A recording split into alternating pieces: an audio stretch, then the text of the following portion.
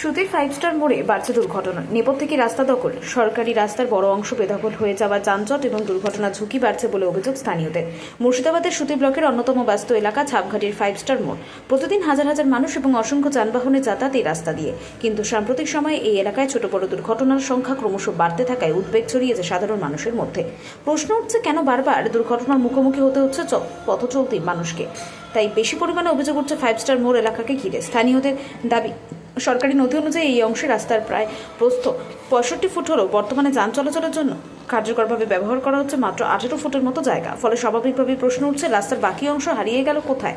5 star মোড়ে বাড়তে থাকা দুর্ঘটনা এবং নিত্যদিনের যানজটের সমস্যার সমাধানে প্রশাসন কী পদক্ষেপ গ্রহণ করবে, সেদিকে এখন নজর এলাকাবাসীর। চাঁদের মোড় থেকে সাজু মোড় পর্যন্ত পিডব্লিউর যে জায়গাটা আছে সেটা অধিকাংশ লোক এটাকে দখল করে নিয়েছে এবং এমনভাবে দখল করেছে যে রাস্তায় আমের ডালি থাকে, তো রিক্সাও থাকে, মানে মানুষ কীভাবে হাঁটবে সে জায়গাটা পায় না।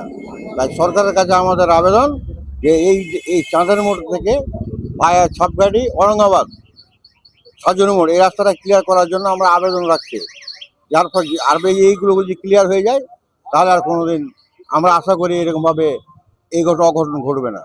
আচ্ছা, বর্তমানে যে রাস্তাটা রয়েছে এটা প্রায় কত ফুট চওড়া হবে? কত হবে? মোটামুটি 17-18 ফুট হবে। তার মধ্যেও আমের ডালি থাকে, মানুষ বেচা কিনা করে অনেক কিছু। আর মোট সরকারি জায়গা কতটা আছে?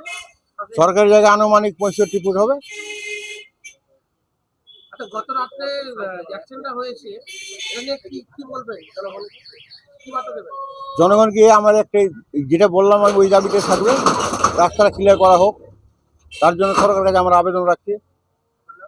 গুলজার শেখ, আপনার বাড়ি? মুন্সিপাড়া।